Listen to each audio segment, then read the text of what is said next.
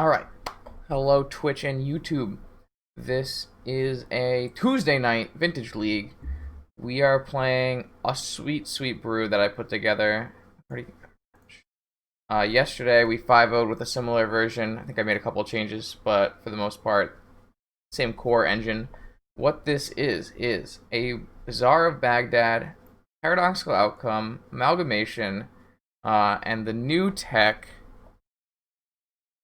The new tech is, instead of playing Vengevines and all that garbage that led to not a great outcome on the last Vintage League we played on stream, we're playing Riddlesmith, Scars Uncommon, which allows you to cycle through your deck basically when combined with Oval Chase Daredevil. Kaladesh? Probably Kaladesh. Kaladesh uncommon. So Overseas Daredevil is a 4/2 for 4. Whenever an artifact enters the battlefield, you return it from the graveyard to hand. Whenever you cast an artifact, you may draw a card, discard a card with Riddlesmith. So I cast my 0-drop, I discard my Oval Chase, the 0-drop resolves, I return my Oval Chase. I have just drawn a card.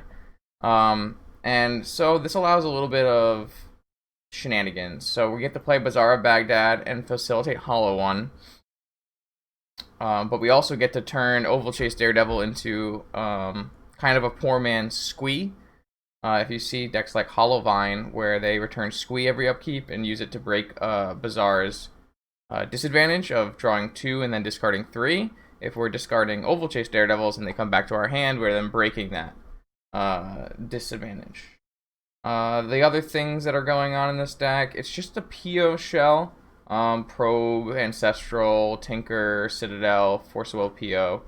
Cruise is pretty easy to include here just because you do churn through your deck pretty fast with Bazaar. And then Time Walk Demonic. I'm playing Manifold Key Time Vault. I was originally playing Emery's, so these were like an auto-include. But then I found that they were giving me like a decent amount of free wins just because we end up with a lot of mana sometimes. So I've kept them in and they've been very good. Manifold Key also doubles as like making things unblockable. A lot of times you win by like attacking with 4/2s and 2/1s and 4/4s, and sometimes you make them unblockable. What? No, we're playing Paradoxical Outcome, so you can just brain freeze your opponent in your PO deck. That's always been a thing. PO likes to have instant win conditions, so a lot of the times you can, draw your whole deck and brain freeze your opponent, and then maybe Ancestral them to win on the spot, or pass the turn and have win there. It also doubles as Doomsday Hate, which is great. Because I don't have Mentor Time Walk, I have to rely on Manifold Key Time Vault, and if I'm like locked on artifacts, sometimes I have to rely on Brain Freeze. Anything else that's super interesting? Riddlesmith can enable Hollow One at lower cost. So in the last league, I played a Hollow One at 5 mana, 3 mana, 1 mana, and 0 mana. And then I only am on 1 top, but I'd like to be on 2, so we might want to try to fit 1 later. And when I am on 1 Expedition map, I'm very light on mana sources because of the 4 Bazaar of Baghdad. So this serves as like a Tolarian Academy, a Bazaar of Baghdad, and then sideboard a Tabernacle or a Caracas. Lavinia is a really big problem, so being able to tutor for a Tabernacle or a Caracas is really powerful. Fatal Push for Oof and Lavinia, Flusterstorm for blue decks, Hercules for shops, Mindbreak Trap for combo, Surgicals for every Bazaar deck, and Blight Steel for the same things you would have it in PO, which is Thorn decks and Force of Vigor decks. So I think we're good to go. Our opponent has waited sufficient amount of time for us here. And we're definitely just going to slam keep a turn 1 Ancestral.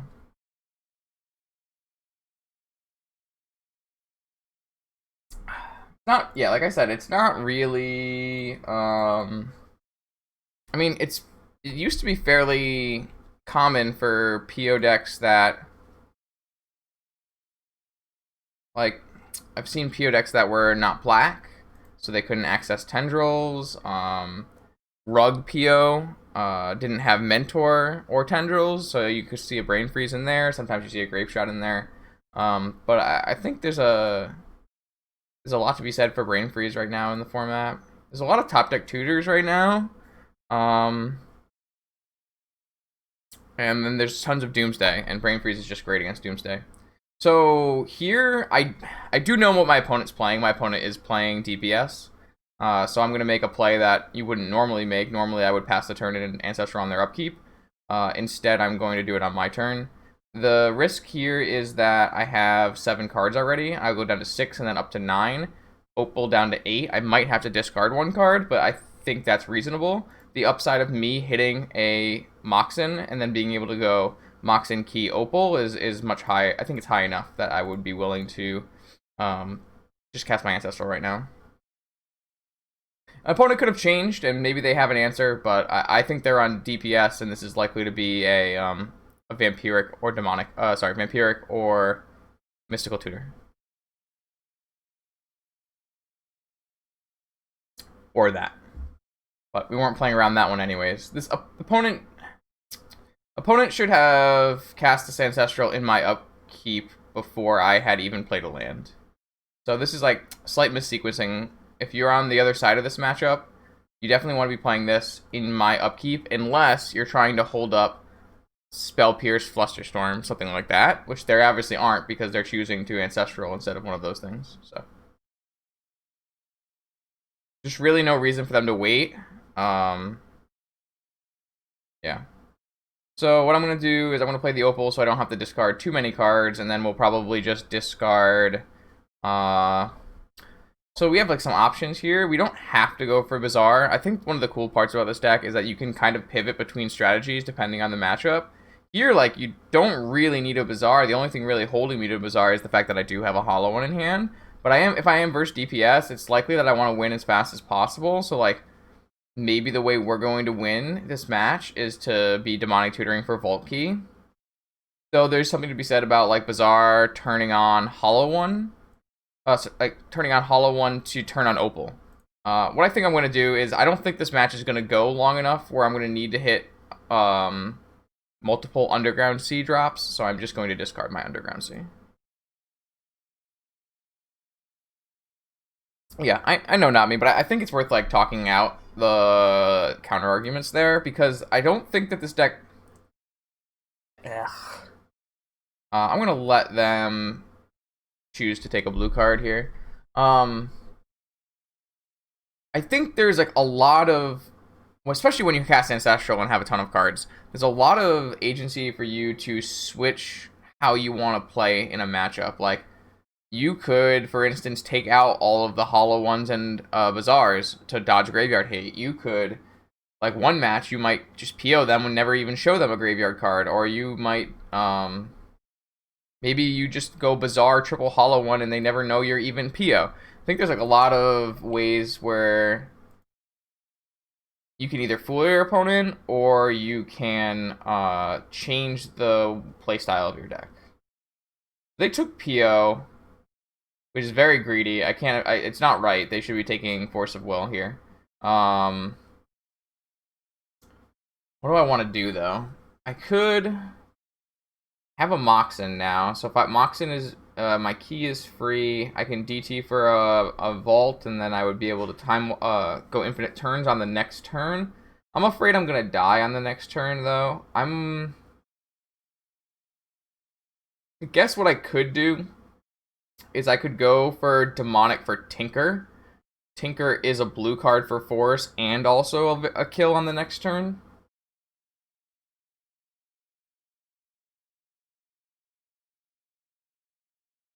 The downside of that is obviously I don't have my Demonic anymore. I could play a Bazaar and tap to try to draw a blue card and then just start to get things in play, which seems like it makes the most sense to me. So I'm looking for a blue card here, as well as like fast mana. Like a Lotus would be fantastic.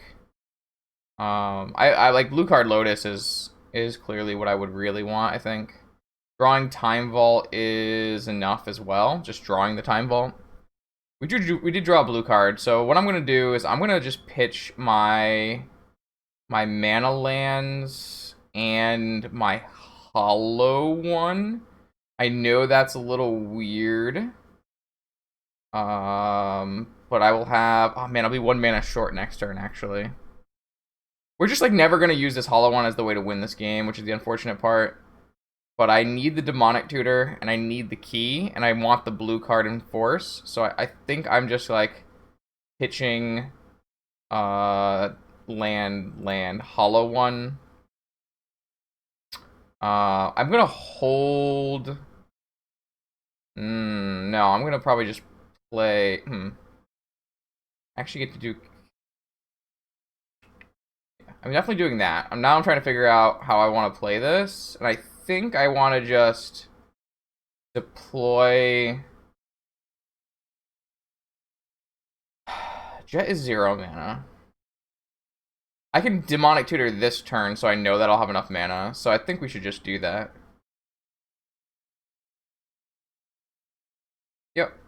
Yep. There's something to be said about running into like another duress, but I don't have enough mana next turn to demonic and play Time Vault, so I'm just gonna grab my Time Vault. I have Force plus Time Vault. As long as I don't die, we should win this game. And like you can kind of see here, man. I do think it's worth it for me to force this and just try to win. If they go like land Dark Ritual kill me, then so be it. Obviously they could still do that by like duressing my force and then just killing me the same way, so it doesn't really matter. And this is like a pretty good example of why I've kept Vault Key in the deck. It's been just pretty reasonable. Obviously its value goes down the more like Collector Oofs and Force of Vigors are in the format. That just hasn't been something I've seen in leagues, really.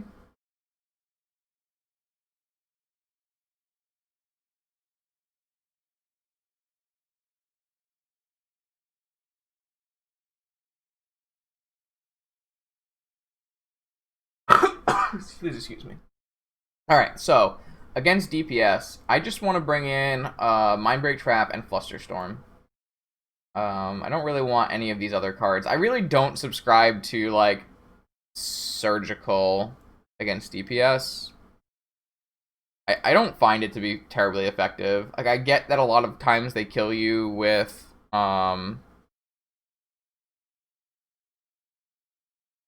Yagwell lines, but I just haven't found it to be super good. Yeah, I think if they had taken the Force, they would have been in much better shape, because the PO just doesn't do anything. But that would have ended a little differently, not me, because we wouldn't have had to activate Bazaar to find our other blue card. We would have had, oh wait. Was this that? Oh, never mind. That was the Force they didn't. I thought we forced. Okay, no, yeah, that was the one Force. You're right. They would have just taken that Force. Yeah. So I have to find 2 cards to cut here. I'm looking at Repeal, because they don't really play Problem Permanence. They play, like, Defense Grid, but, like, if you're repealing a Defense Grid, you've already lost the game, so it doesn't really matter. And I like, don't think we really need the Brain Freeze. I just don't think it's necessary here. I think I just want to take out these 2 cards and bring in 2 more combo protection cards / counters for what they're doing. And I think I'm just going to run like this. I don't think there's any reason for you to take out Citadel. It does the job better than Colossus. It is worth noting that Citadel is not as good in this deck as it is in PO. And the reason is you have 4 hollow ones at 5 life and 4 Oval Chase Daredevils at 4 life. And only 1 top. But you do make up for it a little bit by having 4 Riddlesmith in your deck. If you have a Riddlesmith, it's you have a much more ability to play with the top of your library with your Citadel. So like there's some pluses, but overall, I found it to be a little bit of a worse Citadel deck than PO. But even if you hit like, if you turn 1 Tinker, but you just pay 9 life to put a Hollow One and a Daredevil into play, it's still pretty good. Yeah, obviously this hand is garbage. You have a bunch of uncastable cards. If you had a Bazaar, this hand is actually very good, I would say. Not very good, because you still are versus DPS. But yeah, this is fine. I just keep this, and you put the Hollow One. This deck mulligan's actually kind of not better. It doesn't. That's not really. Better's not really the right word, but it makes for easier mulligan decisions when you can just pick a style, right? So if your hand had like this hand right here, where you have a Hollow One but really no way to use it, you can just pitch it to your mulligan. A cool part about Hollow One, though, is if it's dead, And it's not dead too much because of Riddlesmith. But if it is dead, it just cycles for 2 colorless. And you have 2 colorless a lot in PO. It's really easy to cycle away. Yeah. Tinkering Citadel is always good, but it's obviously at its best when it's like guaranteed kill, right? It's going to murder your opponent that turn. And this deck is not very bad, because it is still a pretty good Citadel deck, but it's definitely not the best one I've built, and I've definitely lost multiple games because I was already attacked down a little bit, and then I hit like hollow one off the top. Opponent has been keeping some kind of awkward, I immediately draw the Bazaar, some kind of awkward DPS draws. So now I kind of feel like I should be playing around Flusterstorm. So I'm going to look to... or Pyro, they can play either. We did see Badlands, we did see... I mean, if he's on Reed's list, they can play Pyroblast, they play Badlands, so I'm just going to pass the turn here. There's really there's no reason to jam Force of Will when your opponent is representing this kind of counter magic. Obviously, they don't play Negation because they're DPS, but Negation's another one you want to try to play around. So here, 1, 2, 3 cards back, so it'll only be 2 cards back into my hand, plus the 2 cards I draw, so I won't be overdrawing. I'm pretty interested here in just casting my PO. It's kind of awkward because you really don't want to use this Lotus. Your PO is only a draw 2.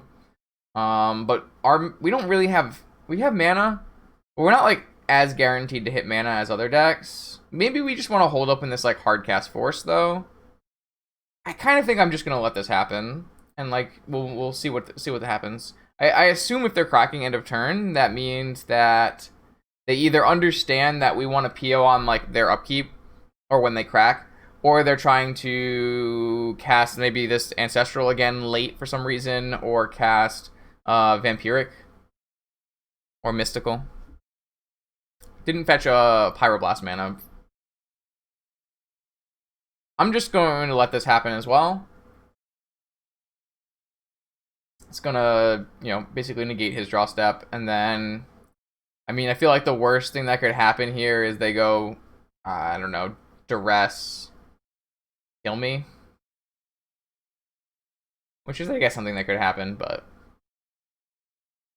I don't really think we have the capability to play around that meaningfully. Maybe what I really should have done is... No, the Bazaar just doesn't do anything here. Alright, Swamp Duress. Should I give them the option again? I think we should. So if they take the Force here, I still have the ability to PO. If they take the PO, I can still protect myself with Force. So they only have 4 cards in hand. Obviously, our Bazaar isn't netting us card advantage quite yet, or even card quality, because we don't have enough cards, but it will eventually do so. Interesting. So the downside of activating a Bazaar here is that you only have 2 cards in hand, so you go down to 1 card, so then we would play Hollow One, but we wouldn't have our Force of Will still.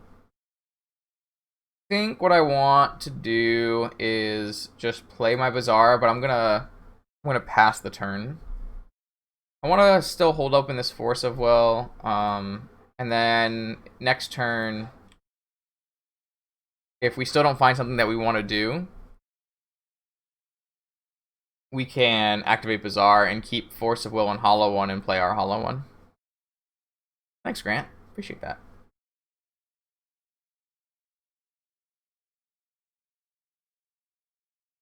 Yo, what's up, Raph?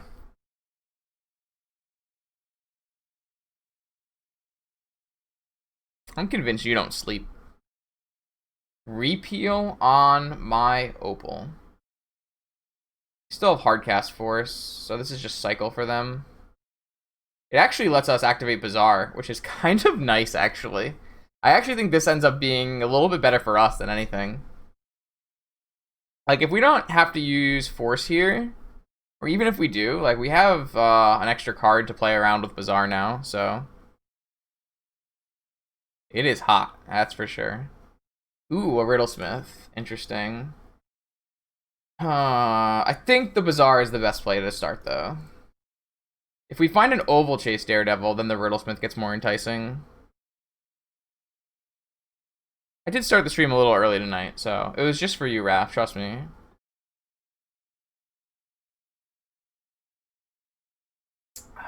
It's nice that the opponent gave us this Mox Opal to pitch. Good player. Or not good player. That sounds really bad. Good person. I appreciate it.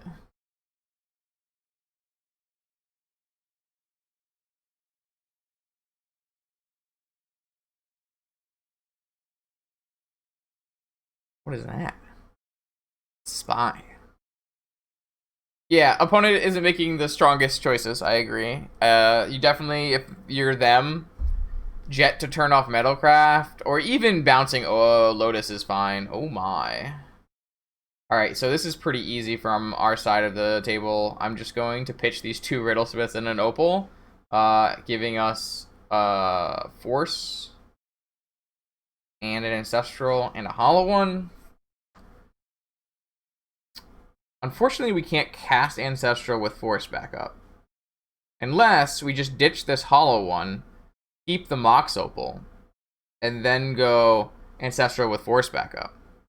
The problem is, what's the Force backup really protecting us from? It's just Pyroblast and then dying on their turn. Is that worth sacrificing a clock? I guess like 3 clocks, almost. I don't know. It might just be worth to play a Hollow one and pass. I think that makes the most sense to me. And like Riddlesmith is good, but it's obviously at its best when you have a Daredevil or like a load of 0 mana artifacts in your hand already. A cool thing right now is like you can Riddlesmith and play a 0 mana Hollow one as well, but so I'm wary of Pyroblast, which is why I don't want to cast this Ancestral right away. And I also want to hold up Force on their turn with my full mana suite. I don't know if I'm willing to Ancestral right now. It's just it's so good for us if we do. I think I'm going to. This could obviously get Pyroblasted and I'll feel a little sad. But I don't think that's the end of the world here. What is blue-black? Urkel's Recall targeting me? Okay, I don't care. I have Bazaar still, like, that's not going to do anything. I guess maybe they could have had Flusterstorm here, so I could have played around Flusterstorm by cracking my Lotus, but I don't think they had. I didn't think they had Flusterstorm, so I didn't. I would much rather have that card in my hand. So we're going to get a free Bazaar activation here. I definitely don't need another Bazaar with no way to break this disadvantage. Don't really need a lot of these lands. I didn't really draw anything spectacular, but I think everything is fine here. We're just going to play our Hollow one. Probably play land, Lotus, and don't think there's any reason to play more right now. Trying to think of like what cards they could have that would punish me for that. And I can't make it up to 3 mana for grid, so it's fine. Yeah, we really, obviously, at any point in this game would have loved a Daredevil, but it's okay. I am going to crack here, just because we have a very low land count in our deck. We have 5 fetchables, and I want to just make sure that I don't lose all my fetchables before that happens. I don't play a Brainstorm because of how low our fetch count is, so don't have to worry about that. Cards that I'm missing that are, typically found in these kind of decks is there's no Ponder, there's no Brainstorm, there's no Misstep. There's just like not enough spots, and you kind of get that card, those kind of card,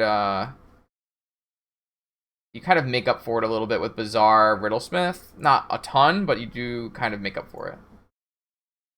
Yogwill is obviously insane draw here. I don't think I will be activating Bazaar before this. I guess it's kind of free because I'm going to get all these Moxen back. So I guess I will be activating Bazaar before this.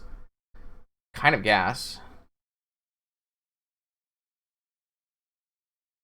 One thing that you need to keep in mind is once you've cast Yogwill, you don't really want to do any of your daredeviling because they'll just get exiled. It's a really non-synergistic part of the deck, but obviously Yogwill is so powerful that it's you do it anyways, right? EO. Alright, I'm just going to pitch Mox, PO, because I'm going to get these Mox in back anyways. And then I'm going to cast Yogwill, and we're going to play a ton of Magic the Gathering cards. Alright, one. I guess I could play a Riddlesmith before some of these. I just don't think that's necessary either. The cards in our hand are good. We don't really want to discard them anyways. So I kind of just want to draw as many cards as possible here. We basically won the game. Opponent's just still playing.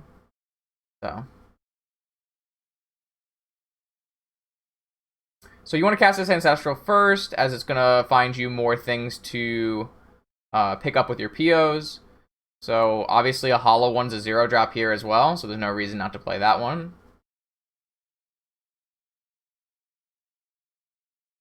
I am going to play... I guess I can hold this Opal for now. And maybe you get a Riddlesmith trigger later.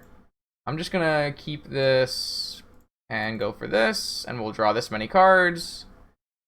And then here comes a counterspell finally. Kind of interesting. Maybe they have another Hurkyl's Recall in their deck. It doesn't feel like they boarded particularly well here. A cool thing is... Alright, they're just going to concede. Okay, that's fair. I didn't really think this game was going to go on for very much longer. But yeah, so there you got to see, I mean, I don't know, bizarre. We kind of just did PO things in that one. But that's kind of the beauty of it. You can pivot for whatever's best in the matchup.